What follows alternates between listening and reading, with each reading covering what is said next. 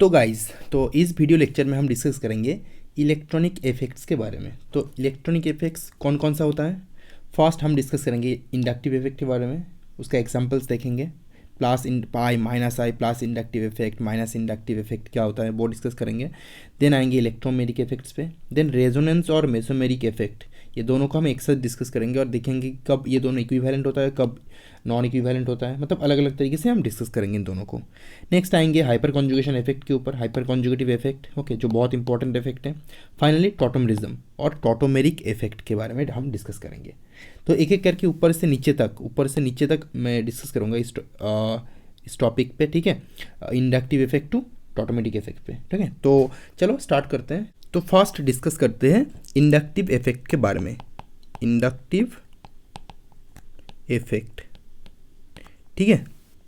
तो inductive effect क्या है, इसको मैं आपको ऑलरेडी पता है कि इंडक्टिव इफेक्ट क्या है, लेकिन फिर भी मैं थोड़ा और डीप में जाऊंगा और थोड़ा बेसिक से स्टार्ट करूंगा कि इंडक्टिव इफेक्ट क्या है। तो इसको मैं स्टार्ट करता हूँ एग्जांपल्स लेके, ठीक है। एग्जांपल लेके मैं आपको समझाता हूँ। देखो, मान लो एक कार्बन चेन है, ठीक है।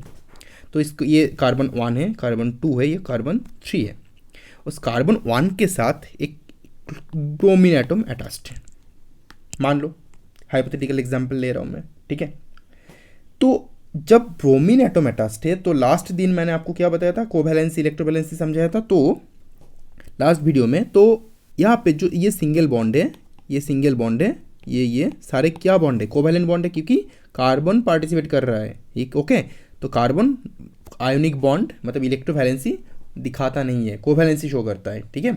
तो इसीलिए ये जो कार्बन्स है, ये सारे जो बॉन्ड्स है वो क्या है, ये कोवैलेंट बॉन्ड है, याद रखना इसको, ठीक है, कोवैलेंट बॉन्ड है।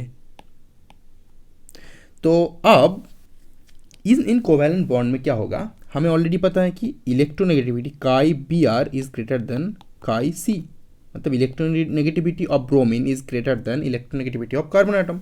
अगर ऐसा है तो क्या होगा, ये जो ब्रोमीन एटम है, ये जो बॉन्ड है, इस बॉन्ड का जो इलेक्ट्रॉन, एक बॉन्ड में कितने इलेक्ट्रॉन्स होते हैं, एक दो इलेक्ट्रॉन्स में से ये ब्रोमीन दोनों इलेक्ट्रॉन को अपनी तरफ खींचेगा, राइट, ये अपनी तरफ खींचेगा, सो दैट इसका इलेक्ट्रोनेगेटिविटी जो कैरेक्टरिस्टिक्स हो उसको सेटिस्फाई कर पाइए। मतलब इसका अपने पास खुद के पास पावर है, उनके पास पावर है, तो उसका यूटिलाइज करेंगे ना हम, है ना। तो ब्रोमीन के पास इलेक्ट्रॉन खींचने का पावर है, ताकत है, तो वो बॉन्डिंग इलेक्ट्रॉन कोवैलेंटली बॉन्ड जो होगा, ये जो कोवैलेंट बॉन्ड है, इस बॉन्ड के जो दो इलेक्ट्रॉन है उसको अपनी तरफ खींचेगा। अगर ये बॉन्ड खींच लिया तो ब्रोमीन एटम के ऊपर कौन सा चार्ज आएगा, डेल्टा माइनस, क्योंकि इलेक्ट्रॉन इसके ब्रोमीन के ऊपर इलेक्ट्रॉन डेंसिटी बढ़ जाएगा, और कोरिस्पॉन्डिंगली कार्बन, ये जो कार्बन एटम है, इसके ऊपर इलेक्ट्रॉन डेंसिटी घट जाएगा, तो इसके ऊपर क्या आएगा, स्लाइटली पॉजिटिव चार्ज, जिसको हम डेल्टा प्लस से समझाएंगे, ठीक है। अब जब इसके ऊपर प्लस आ रहा है, डेल्टा प्लस, तो इसको मैं डेल्टा प्लस 1 कर देता हूँ, डेल्टा प्लस 1, ठीक है। डेल्टा टी नहीं है, डेल्टा प्लस है ये। क्यों कर रहा हूँ बाद में बताता हूँ मैं, ठीक है। डेल्टा प्लस 1 करता हूँ मैं इसको।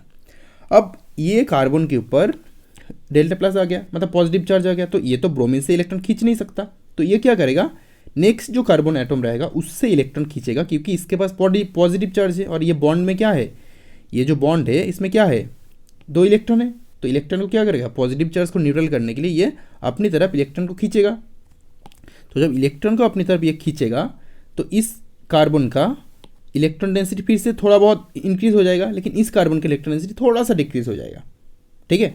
तो जब डिक्रीज होगा, इस कार्बन के ऊपर क्या आएगा, फिर से डेल्टा प्लस आएगा, ये इसको मैं डेल्टा प्लस 2 करता हूँ। सिमिलरली ये जो इफेक्ट होगा, ये भी सिमिलर इफेक्ट के थ्रू इसके ऊपर डेल्टा प्लस 3 आएगा। अब देखो, अब क्वेश्चन ये है, ये ब्रोमीन एटम डायरेक्टली अटैच्ड है इस C1 के साथ, और C1 is attached to C2, मतलब bromine atom, electronegative atom, directly C1 atom के जो इलेक्ट्रॉन्स है, इसके साथ बॉन्डेड जो इलेक्ट्रॉन्स है, इस इलेक्ट्रॉन को डायरेक्टली अट्रैक्ट कर रहा है अपनी तरफ, ठीक है, डायरेक्टली अट्रैक्ट कर रहा है। तो जब डायरेक्टली अट्रैक्ट कर रहा है, तो इस कार्बन के ऊपर जो पॉजिटिव चार्ज का डेंसिटी होगा वो सबसे ज़्यादा होगा, क्योंकि डायरेक्टली ब्रोमीन एटम इसको अट्रैक्ट कर रहा है। अब जब ब्रोमीन एटम C1 को छोड़ के C2 में ब्रोमीन एटम जब इसको डेल्टा प्लस कर रहा है, तो ये अपने चार्ज को थोड़ा सा न्यूट्रल करने के लिए इस कार्बन एटम से इलेक्ट्रॉन अपनी तरफ खींच रहा है, तक ही, ओके। लेकिन ज़्यादा खींच नहीं पाएगा क्योंकि ये कार्बन तो एक इलेक्ट्रोनेगेटिव एटम है ही नहीं, ये तो इलेक्ट्रोपॉजिटिव एटम है, ओके, जो कोवैलेंट बॉन्ड फॉर्म करता है, ठीक है। तो ये carbon atom covalent bond form करता है, तो इस कार्बन से इतना ज़्यादा इलेक्ट्रॉन खींच नहीं पाएगा। अगर ऐसा होगा देन हम ये कंक्लूड कर सकते हैं, इसमें कंक्लूजन क्या आता है, कंक्लूजन ये आता है कि डेल्टा प्लस 1 का वैल्यू ज़्यादा होगा then delta plus 2 then delta plus 3। मतलब जब डिस्टेंस इंक्रीज होता रहेगा, ठीक है, जब डिस्टेंस इंक्रीज होगा तब, मतलब डिस्टेंस किसका डिस्टेंस, इलेक्ट्रोनेगेटिव एटम और जो बाकी अदर एटम्स होता है उस एटम्स के बीच में, in this case electronegative atom C1 C2 और C3, इलेक्ट्रोनेगेटिव एटम से डिफरेंट एटम्स का डिस्टेंस जितना इंक्रीज होगा, ओके, उतना ही इंडक्टिव इफेक्ट कम होता है, इंडक्टिव इफेक्ट का इफेक्ट कम होता रहेगा, ठीक है।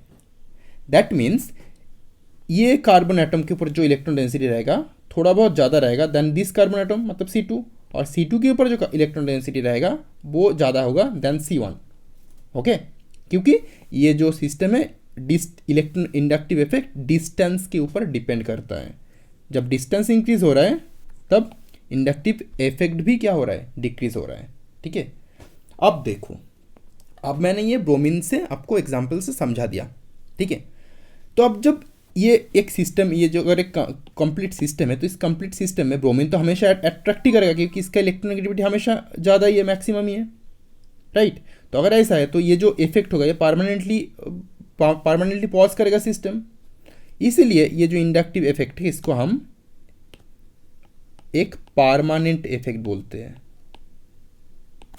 ये एक टेम्पोररी इफेक्ट नहीं है, परमानेंटली इस सिस्टम को डिस्टॉर्ट कर देता है। डिस्टॉर्ट करना मतलब इसका इलेक्ट्रॉन डेंसिटी जो होगा दिस वे में खींचेगा।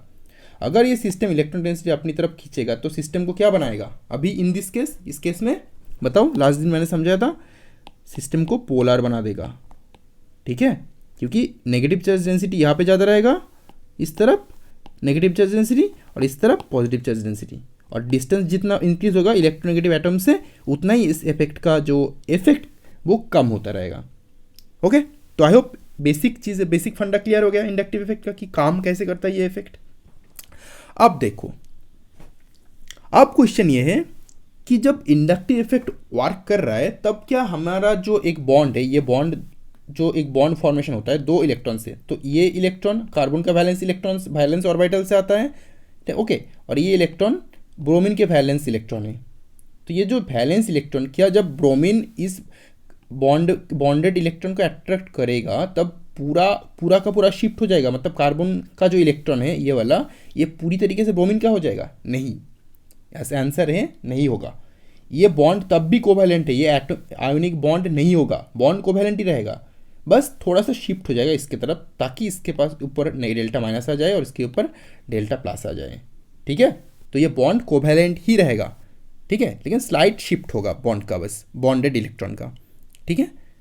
तो देखो, तो मतलब इलेक्ट्रॉन्स अभी भी ये इलेक्ट्रॉन कार्बन के वैलेंस शेल में है, ये इलेक्ट्रॉन ब्रोमीन के वैलेंस शेल में है, ठीक है, अपने पास ही है इलेक्ट्रॉन, ओके। तो यहाँ पे हो क्या रहा है एक्चुअली में, अगर फाइनल वर्ड्स में बोलूँ तो जो ब्रोमीन है, यहाँ पे ब्रोमीन का इलेक्ट्रोनेगेटिव इफेक्ट धीरे धीरे ट्रांसमिट हो रहा है इस सिस्टम में, मतलब पहले इस कार्बन पे आएगा, फिर इस कार्बन से इस कार्बन पे आएगा, फिर इस कार्बन से इस कार्बन पे आएगा, ठीक है। तो ब्रोमीन का इलेक्ट्रोनेगेटिव इफेक्ट सिस्टम में ट्रांसमिट हो रहा है। ट्रांसमिशन मतलब क्या, मान लो जैसे कि अभी कोविड-19 चल रहा है, कोरोना वायरस एक इंसान से दूसरे इंसान में ट्रांसमिट हो रहा है, तो ट्रांसमिशन ऑफ डिजीज़ बोला जाता है उसको, ठीक है। तो यहाँ पे ब्रोमीन का जो इलेक्ट्रोनेगेटिव इफेक्ट है वो भी ट्रांसमिट हो रहा है कार्बन 1, कार्बन 2 और कार्बन 3 में। तो इसलिए, और इसके दौरान हमें जो इफेक्ट मिल रहा है उसको हम बोलते हैं इंडक्टिव इफेक्ट। तो जो इंडक्टिव इफेक्ट का एक और नाम हम दे सकते हैं वो क्या है, ट्रांसमिशन इफेक्ट, ठीक है। ये बात शायद आपको पता नहीं था, ट्रांसमिशन इफेक्ट। तो इंडक्टिव इफेक्ट को हम ट्रांसमिशन इफेक्ट भी बोल सकते हैं because of this reason, okay, done. यहाँ पे याद रखने की बात यह है, मैंने बोला कि इंडक्टिव इफेक्ट धीरे धीरे इसका इफेक्ट डिक्रीज हो रहा है राइट टू लेफ्ट। C1 में सबसे ज़्यादा इंडक्टिव इफेक्ट, मतलब इसका इलेक्ट्रॉन डेंसिटी सबसे कम, देन इसका, ओके। लेकिन हम प्रैक्टिकल अप्रोच में, प्रैक्टिकल एग्जाम्पल्स में, ऑर्गेनिक केमिस्ट्री में हम बस C1 और C2 मतलब सेकेंड कार्बन तक ही, सेकेंड एटम तक ही कंसिडर करेंगे, कोई भी सिस्टम हो। इंडक्टिव इफेक्ट, वो इंडक्टिव इफेक्ट को हम बस सेकेंड कार्बन, सेकेंड एटम तक ही कंसिडर करेंगे। C3 में हम नहीं जाएंगे, मतलब ये पार्ट नहीं रहेगा, ठीक है, क्योंकि इसका इफेक्ट इतना कम हो जाता है C3 में, वो नेग्लिजिबल है। मतलब C1 का इलेक्ट्रॉन डेंसिटी ज़्यादा डिक्रीज होगा, C2 का इलेक्ट्रॉन डेंसिटी थोड़ा सा कम डिक्रीज होगा, बस इतना ही।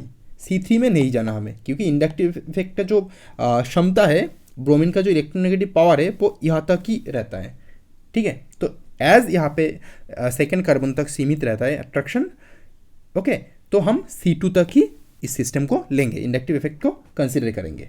याद रखना इस पॉइंट को, only for 2 carbons, okay, applicable, note कर लो इसको, only for 2 second carbon, second atom, okay. तो सेकेंड एटम तक ही ये एप्लीकेबल होता है। तो हमें, हमारा हो गया इंडक्टिव इफेक्ट का बेसिक जो फंडा था वो। अब देखो, अब दो तरीका हो, दो चीज़ हो सकता है।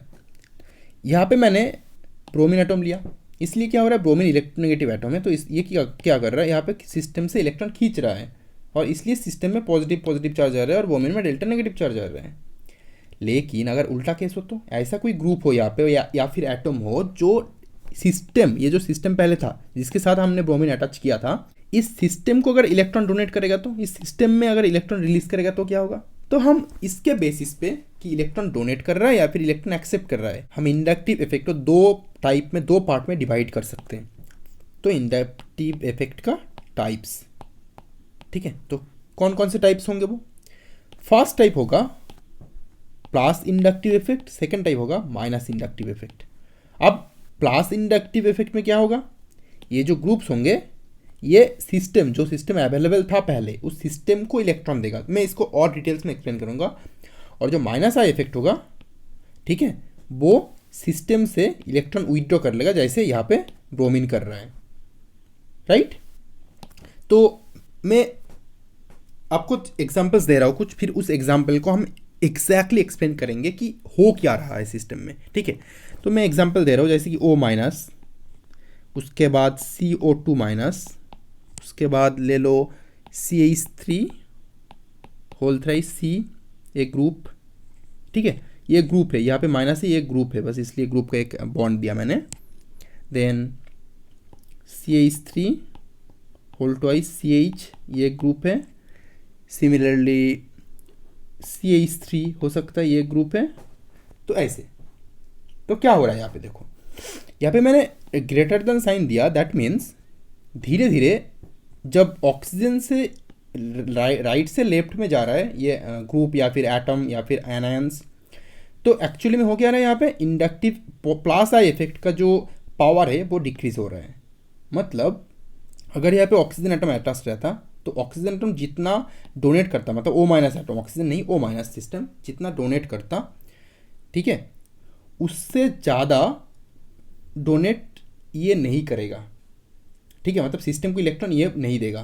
तो ऑक्सीजन एटम जितना डोनेट करेगा, उससे थोड़ा सा कम डोनेट ये करेगा, उससे थोड़ा सा कम डोनेट ये करेगा, ऐसे ही कम होता रहेगा इफेक्ट, ठीक है। तो मैक्सिमम इंडक्टिव इफेक्ट शो करेगा ये धीरे धीरे डिक्रीज होते होते यहाँ तक जाना है हमें, ठीक है। सिमिलरली माइनस आई इफेक्ट को कैसे अगर हम शो करें तो कैसे करना है, एग्जांपल ले लो NR3 plus, then SR2 plus, then NH3 plus, then NO2, then CN, सारे ग्रुप्स है, ठीक है, मैं बस दिखा रहा हूँ आपको।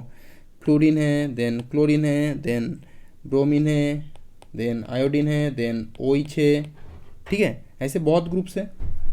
तो ऐसे धीरे धीरे इसका इफेक्ट, माइनस आई का इफेक्ट धीरे धीरे ऐसे डिक्रीज होता रहेगा। इसका मतलब क्या है, इसका मतलब ये है कि जब किसी भी सिस्टम के साथ NH3 plus NR3 group attached रहेगा, NR3 प्लस ग्रुप अटैच्ड रहेगा, मतलब यहाँ पे Br की जगह पे NR3, तब मैक्सिमम खींचेगा। अगर मान लो यहाँ पे Br है और ऑप्शनल NR3 प्लस ग्रुप है सेम जगह पे, तो ये NR3 ज़्यादा इलेक्ट्रॉन को एक्सेप्ट करेगा, अट्रैक्ट करेगा बाकी सिस्टम से देन दिस Br। इसका मतलब यही है, मतलब माइनस का इफेक्ट, इलेक्ट्रॉन अट्रैक्ट करने का क्षमता धीरे धीरे डिक्रीज हो रहा है राइट टू लेफ्ट, और यहाँ पे उल्टा है, इलेक्ट्रॉन डोनेट करने का क्षमता डिक्रीज हो रहा है राइट टू लेफ्ट। ठीक है, ओके। तो ये था बेसिक फंडा। अब हम अगर थोड़ा डीप में जाएंगे इंडक्टिव इफेक्ट को समझने के लिए, प्लस आई और माइनस आई इफेक्ट को समझने के लिए, तो मैं एक एग्जांपल देकर आपको समझा देता हूँ। देखो एक एग्जांपल्स लेते हैं हम, CR3H। तो ये CR3 और एक उसके साथ एक हाइड्रोजन एटम है, R मतलब कोई भी एल्किल ग्रुप होगा। ठीक है, एल्किल ग्रुप मतलब CH3, okay. Then methyl group कोई भी एल्किल ग्रुप अटैच्ड हो सकता है, मतलब R ग्रुप इक्वल्स टू ऐसे CH3 मान लो एक है, तो 3 CH3 इस कार्बन के साथ अटैच्ड है। अब इस हाइड्रोजन की जगह पे 2 ऑप्शन हो सकता है। यहाँ पे अगर हम एक Z ग्रुप पुट करें, ठीक है, एक हाइड्रोजन की जगह पे अगर हम Z पुट करें, हाइड्रोजन को सब्स्टिट्यूट करें बाई Z, ठीक है। और सब्स्टिट्यूट करने के बाद अगर ऐसा हुआ कि Z से हमने सब्स्टिट्यूट कर दिया सिस्टम को, सब्स्टिट्यूट करने के बाद जो CR3 ग्रुप है इसका इलेक्ट्रॉन डेंसिटी पहले से इंक्रीज हो जाए, ठीक है, तो क्या होगा, तो हम बोलेंगे जब हम हाइड्रोजन को Z से सब्स्टिट्यूट किया और सब्स्टिट्यूट करने के बाद जो CR3 ग्रुप का इलेक्ट्रॉन डेंसिटी था वो पहले से ज़्यादा इंक्रीज हो गया, ठीक है, इंक्रीज। तो मैं इसको लिख देता हूँ ताकि इसमें रहे ये इंक्रीज्ड इलेक्ट्रॉन डेंसिटी।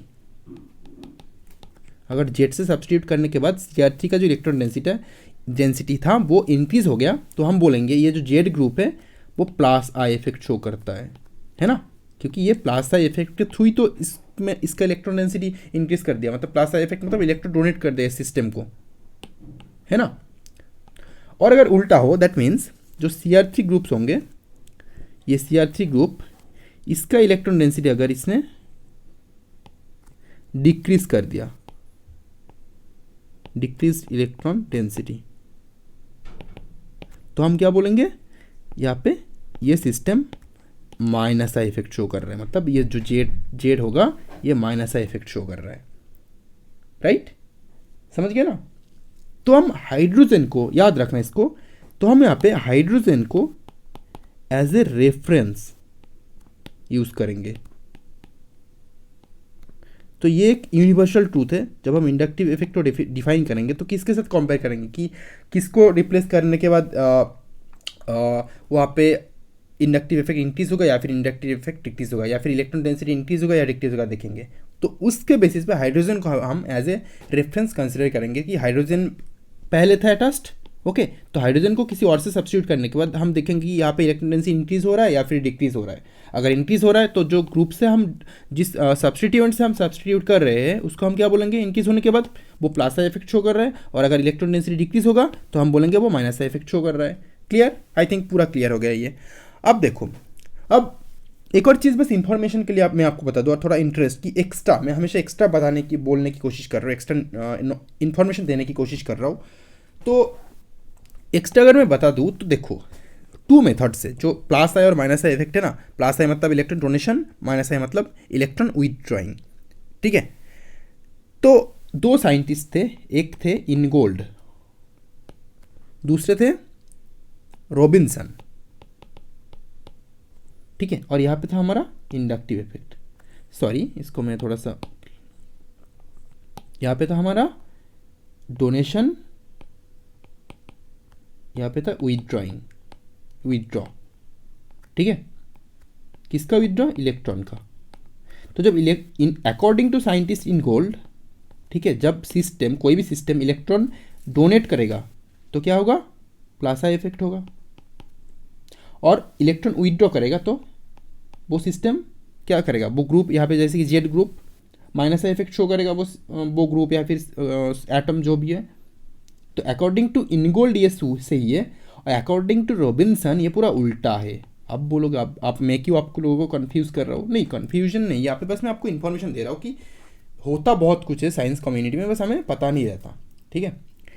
लेकिन हम फॉलो दोनों को थोड़ी करेंगे, हम तो फॉलो बस इनगोल्ड को करेंगे ना, मतलब इसको ही हम फॉलो करेंगे, बाकी को इसको हम फॉलो करेंगे, इसको नहीं करना फॉलो हमें, ठीक है। तो बस ये इन्फॉर्मेशन के लिए मुझे बताना था आपको, तो जो मैंने बता दिया। तो यही था पूरा डिटेल्स इंडक्टिव इफेक्ट के बारे में, मैंने पूरा डिटेल्स आपको बता दिया। जो भी इन्फॉर्मेशन है, जो भी चीज़ें, छोटी सी छोटी चीज़ें मैंने आपको बता दिया कि टोटल क्या चलता क्या है। ठीक है, तो हम इनगोल्ड जो टर्मिनोलॉजी है, इनगोल्ड के टर्मिनोलॉजी को हमें फॉलो करना है और इस पार्ट को हमें समझना है। ठीक है, तो चलो अब हम आते हैं इलेक्ट्रोमेरिक इफेक्ट में। So what is electromeric effect? Electromeric effect क्या है? ठीक है, तो देखो, इसको समझने से पहले एक बेसिक कंसेप्ट मैं आपको क्लियर कर दूं। मान लो हवा में, एयर में जो ऑक्सीजन होता है O2, ठीक है, तो ये ऑक्सीजन इन जनरल जब एयर में प्रेजेंस रहता है तब ये पर्टिकुलरली किसी और के साथ रिएक्शन करता है या नहीं है। मतलब ये ऑक्सीजन हमेशा ऑक्सीजन ही रहता है या फिर ऑक्सीजन कभी CO2 बनता है, कभी NO2 बनता है, कभी मान लो N2O5 बनता है। ऐसा हमेशा क्या ऑक्सीजन अलग अलग कंपाउंड में कन्वर्ट होता है या फिर ऑक्सीजन ऑक्सीजन ही रहता है? ठीक है, तो इसका दो आंसर है। फर्स्ट आंसर ये है कि ऑक्सीजन ऑक्सीजन ही रहेगा जब ये ऑक्सीजन ग्राउंड स्टेट पे रहेगा। मतलब अगर ऑक्सीजन ग्राउंड स्टेट पे रहेगा तो ये किसी और के साथ रिएक्ट नहीं करेगा, ये किसी और के साथ रिएक्शन नहीं करेगा। तो अगर रिएक्शन नहीं करेगा तो ऑक्सीजन हमेशा ऑक्सीजन ही रहेगा और हमेशा अनलिमिटेड ऑक्सीजन हमेशा मिलता रहेगा। ठीक है, लेकिन अगर मान लो वही ऑक्सीजन कार्बन के साथ रिएक्ट कर रहा है और CO2 फॉर्म कर रहा है, तब तो ऑक्सीजन रिएक्ट कर रहा है, तब तो ऑक्सीजन रिएक्शन में पार्टिसिपेट कर रहा है। तब कैसे कर रहा है? तब ये रीज़न है कि जब ऑक्सीजन कार्बन के साथ रिएक्ट कर रहा है तो ऑक्सीजन ग्राउंड स्टेट पे नहीं है इसलिए रिएक्ट कर रहा है। तो ऑक्सीजन तब आ गया है एक्साइटेड स्टेट पे। ठीक है, तो जब एक्साइटेड स्टेट पे रहेगा ऑक्सीजन तब ही वो रिएक्ट करेगा, ग्राउंड स्टेट पे रिएक्शन नहीं करेगा।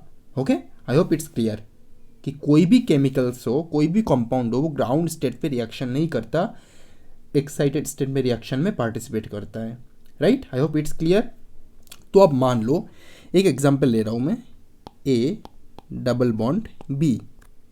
तो हम इलेक्ट्रोमेरिक इफेक्ट को डिस्कस कर रहे हैं और याद रखना इलेक्ट्रोमेरिक इफेक्ट हमेशा मल्टीपल बॉन्ड में शो होता है। मल्टीपल बॉन्ड, सिंगल बॉन्ड में शो नहीं होता इलेक्ट्रोमेरिक इफेक्ट। एकदम क्लियर कर लो इसको। तो ये जो A डबल बॉन्ड B, उसमें क्या होगा, एक सिग्मा बॉन्ड है, दूसरा पाई बॉन्ड है। Pi bond is weaker then sigma bond, pi bond weak होता है सिग्मा बॉन्ड से। अब जब कोई भी एक्सटर्नल फैक्टर इस सिस्टम को फोर्स करेगा ताकि इसका जो पाई बॉन्ड है, एक पाई बॉन्ड है, उसको वो ब्रेक करे, तो एक्सटर्नल फैक्टर क्या होगा वो मैं थोड़ी देर बाद एग्जांपल देके समझा दूंगा।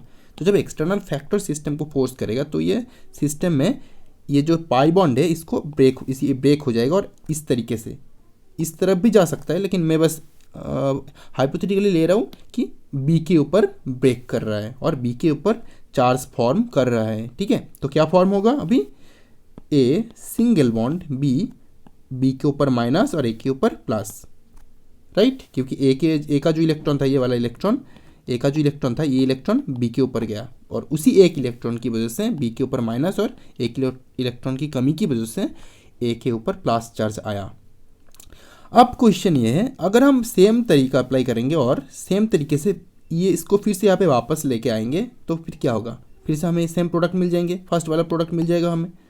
अगर ऐसा हो रहा है दैट मीन्स ये जो इलेक्ट्रोमेरिक इफेक्ट जहाँ पे शो हो रहा है कोई भी एक्सटर्नल फैक्टर की वजह से, एक्सटर्नल फैक्टर क्या है मैं आ रहा हूँ, ठीक है, कोई भी एक्सटर्नल फैक्टर की वजह से, एक्सटर्नल फैक्टर, तो ये दोनों प्रोडक्ट इंटर कन्वर्टेबल है।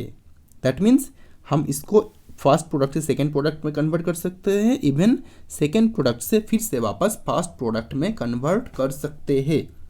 तो ये हुआ हमारा इलेक्ट्रोमेरिक इफेक्ट का बेसिक, मतलब मल्टीपल बॉन्ड में अप्लाई होता है और बॉन्ड टूट के किसी और के ऊपर चार्ज फॉर्म करता है, ठीक है, कोई भी एक्सटर्नल फैक्टर की वजह से। तो अब मान लो मैं एक एग्जांपल ले रहा हूँ, RC डबल बॉन्ड OCl, ठीक है, इसमें मैंने किया गया OH माइनस जो एक न्यूक्लियोफाइल या फिर बेस है वो उसको उससे अटैक करवा रहा हूँ। तो ये बेस कहाँ पे अटैक करेगा, यहाँ पे अटैक करेगा और तब ये जो सिंगल एक पाई बॉन्ड है सिस्टम का, ये ब्रेक कर जाएगा, राइट।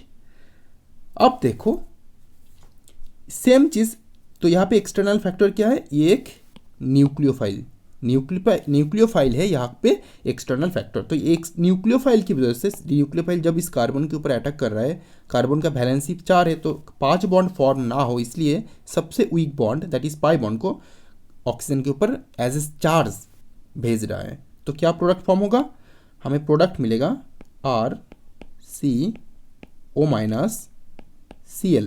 और यहाँ पे एक OH, ठीक है। अब फिर से बोला मैंने कि यहाँ पे ये जो बॉन्ड है इंटर कन्वर्टेबल, मतलब चार्ज से फिर से डबल बॉन्ड फॉर्म हो सकता है यहाँ पे। तो फिर से यहाँ पे क्या होगा, ये चार्ज नीचे आ जाएगा और Cl निकल जाएगा, क्योंकि Cl is better leaving group than OH, इसलिए Cl निकल रहा है, OH नहीं निकलेगा, ठीक है। क्योंकि कार्बन और ऑक्सीजन 2p2p ओवरलैप हो रहा है, ओके। यहाँ पे कार्बन और Cl यहाँ पे 2p3p ओवरलैप हो रहा है, राइट, दैट्स वाई। तो आप देखो, तो हमारा वो मैटर ऑफ फैक्ट नहीं है, हम बस दिखा रहे हैं कि हो क्या रहा है यहाँ पे। अब क्या होगा, RC_O फॉर्म हो गया। दैट मीन्स हमें ये तो पता चल गया कि सिस्टम में ये जो जब इलेक्ट्रोमैग्नेटिक इफेक्ट शो होगा, दैट मीन्स ये सिस्टम इंटर कन्वर्टेबल होगा, मतलब हम इक्विलिब्रियम साइन यूज़ करेंगे, ओके। बोथ साइडेड एरो हम यूज़ करेंगे, क्योंकि फर्स्ट से सेकेंड प्रोडक्ट और सेकेंड से फिर से फर्स्ट प्रोडक्ट आने का संभावना होगा, रहेगा और होगा भी, राइट। तो यहाँ पे देखो, मान लो सिमिलरली, मान लो अब इसको, ये जो फैक्टर है इसको मैंने ये सबसे पहले मैंने इसको एक्साइटेड स्टेट ग्राउंड स्टेट का कंसेप्ट क्यों लेके आया था, क्योंकि मैंने बोला कि ग्राउंड स्टेट पे कोई भी केमिकल हो वो रिएक्ट नहीं करता, एक्साइटेड स्टेट में रिएक्ट करता है। तो ये जो रिएक्शन होगा कोई भी एक्सटर्नल फैक्टर के कारण, मतलब यहाँ पे जो एक्सटर्नल फैक्टर है, एक्सटर्नल फैक्टर से ये रिएक्शन होगा, तो ये रिएक्शन एक्साइटेड स्टेट पे होगा ऑफकोर्स, क्योंकि ग्राउंड स्टेट पे रिएक्शन नहीं होता। तो इसीलिए electromagnetic effect only excited state पे शो होता है, ओनली इन एक्साइटेड स्टेट, याद रखना इसको, ठीक है, इसको मार्क कर लो, ओके। तो अब मैं एक और छोटा सा एग्जांपल ले रहा हूँ, सेम ए बी को छोड़ के अगर आप ए लोगे, ए डबल बॉन्ड ए लोगे, ठीक है, या फिर एग्जांपल लेके अगर मैं बोलूँ C_C कार्बन सिस्टम होगा, तो क्या होगा, तो इसमें कार्बन कार्बन डबल बॉन्ड है, मतलब ये सिस्टम जो है ये सिमेट्रिकल सिस्टम है, राइट। तो सिमेट्रिकल सिस्टम में अगर कोई एक्सटर्नल फैक्टर आ रहा है और रिएक्शन ऐसे हो रहा है, मान लो हाइपोथेटिकली, ठीक है, तो ये सिस्टम एक्साइटेड स्टेट में है, मतलब यहाँ पे भी इलेक्ट्रोमैग्नेटिक इफेक्ट अप्लाइड होगा, ठीक है। इलेक्ट्रोमैग्नेटिक इफेक्ट के कारण ही रिएक्शन होगा, ये डबल बॉन्ड टूटेगा और चार्ज फॉर्म होगा। तो ये सिस्टम तो सिमेट्रिकल है, मतलब सिमेट्रिकल दैट मीन्स ये पहले नॉन पोलर सिस्टम था, पहले ये एक नॉन पोलर सिस्टम था। अब ये क्या बन गया, जब ये रिएक्शन होगा तब सिंगल बॉन्ड C माइनस, और यहाँ पे कुछ भी ऐड हो गया, या फिर यहाँ पे अगर कुछ ऐड नहीं हुआ तो यहाँ पे प्लस चार्ज फॉर्म हो गया। तो जब प्लस और माइनस फॉर्म होगा कोई भी सिस्टम में, तो ये सिस्टम क्या बन जाएगा, पोलर। लास्ट दिन मैंने समझाया था डाइपोल मोमेंट में, ओके।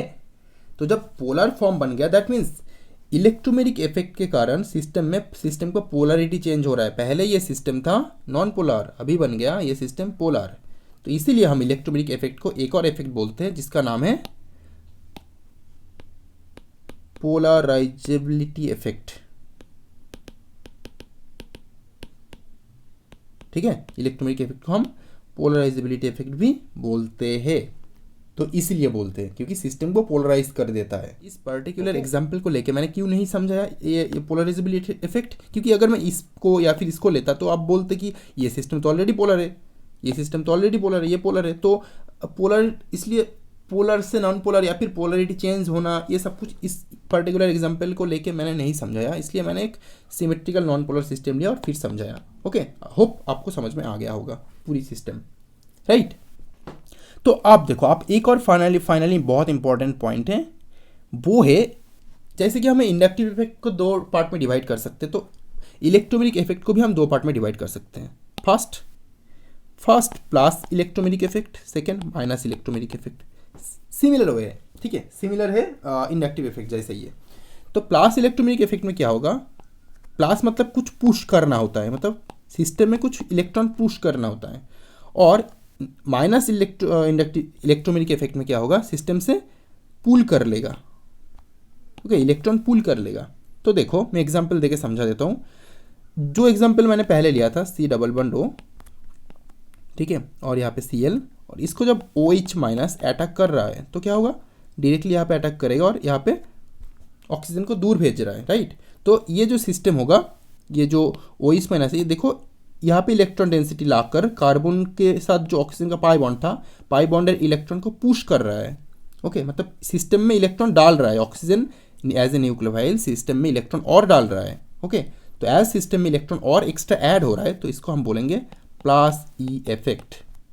ओके, सिमिलरली एक और एग्जांपल लूँ मैं, मान लो यहाँ पे C डबल बॉन्ड C है, ओके, और यहाँ पे एक मान लो ब्रोमोनियम आयन है। ओके, तो क्या होगा यहाँ पे ये जो डबल बॉन्ड होगा ना, पाई बॉन्ड होगा, तो पाई बॉन्ड का इलेक्ट्रॉन डेंसिटी, इलेक्ट्रॉन का चार्ज क्या होता है, नेगेटिव। तो पाई बॉन्ड का जो इलेक्ट्रॉन डेंसिटी होगा वो negative charge density as a nucleophile काम करके कार्बन के थ्रू इस Br प्लस को, क्योंकि ये नेगेटिव चार्ज डेंसिटी यहाँ पे है, पॉजिटिव चार्ज डेंसिटी यहाँ पे है, तो ये ब्रोमीन के साथ रिएक्शन करके इस टाइप का प्रोडक्ट फॉर्म करेगा Br, और यहाँ पे एक प्लस चार्ज फॉर्म हो जाएगा, क्योंकि ये पाई बॉन्ड का जो ये यहाँ पे एक इलेक्ट्रॉन था वो यूज़ हो चुका है ये बॉन्ड फॉर्म करने में, ठीक है।